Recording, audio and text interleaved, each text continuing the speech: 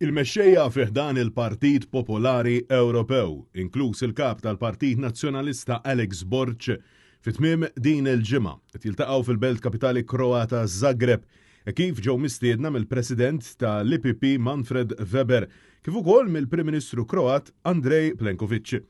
Weber insista li f'dan il-perjodu ta' tassib ġeopolitiku l-Unjoni Ewropea għandha tkun lesta sabiex taġixxi favur il-paċi bekk l-IPP għandu jkun ambizzjuż biżżejjed sabiex bħala Unjoni Ewropea maquda nilqgħu għal kull kriżi li tista' tfetx fix-xhur li ġejjin.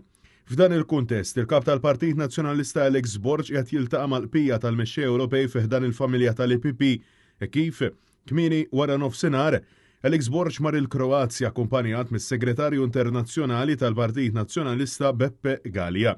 Tul il-jum tal-ġimgħa l-Prim Ministru Kroat Andrej Plenković flimkien mal-President ta' Ċipru Gordan Jandrokovic u l-President tal-IPP Manfred Weber indirizzaw sessjoni miftuħa għal-medja fejn fost l-oħrajn jiddiskutow l-istrateġija illi l-mexxej Ewropej għandhom jieħdu fl-isfond tal-ambjent ġeopolitiku kurrenti. Il-kap tal-Partit Nazzjonalista kellu wkoll taħdidiet informali fost oħrajn mal-President tal-IPP Manfred Weber, il-Viċi Prim Ministru Taljan Antonio Tajani kif ukoll mal-President tal-Parlament Ewropew Roberta Metsola.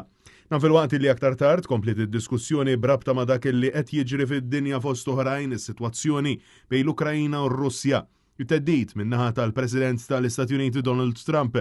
Is-sitwazzjoni mhux biss ġeopolitika iżda anke ekonomika u klimatika fil-waqt li ġiet diskussa wkoll it-triq il qudiem. Intant, aktar tard matul il-jum is-soktaw u l-laqgħat bilaterali li qed jieħu sehem fihom ukoll il-kap tal-Partit Nazzjonalista Alex Borg fejn is-serata se tkun qed tagħlaq b'sessjoni li fiha se tiġi diskussa l-pożizzjoni tal-Unjoni Ewropea quddiem l-isfidi li qed taffaċċa d-dinja preżentament is-Sibt. Imbagħad mistennija jissoktaw aktar laqgħat li se jkunu qed ikomplu sa kmieni wara nofsinhar.